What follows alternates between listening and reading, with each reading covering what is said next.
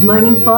Ako po si Ruby Atenciana, digital partner po ng Orbis Pictus. At ako po yung nagpapasalamat dahil sa meron pong ganitong klaseng insurance. Kasalukuyan nga po nung ako ay nasa Vietnam at kami po ay namimigay ng mga flyers nang ako po ay maaksidente.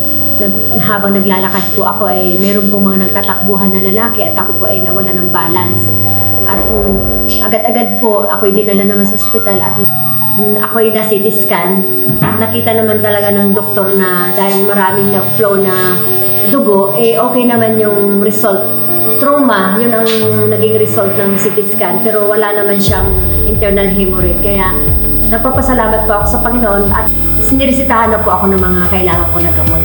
At nung sinabi nila ko ako'y mayroong insurance, naisip ko nga po ang Orbis Pictus at noon ding time na yon ay tinawagan ko po sila at minisage po sila at agad naman pong nag-response at sinabi nga na lahat ng mga list of requirements ay submit at pagdating ko nga po ng Pilipinas, ito po, nandito ako at naka-ready na po. Kaya salamat po, maraming salamat at meron pong ganitong insurance na agad-agad po ay tumutugon sa mga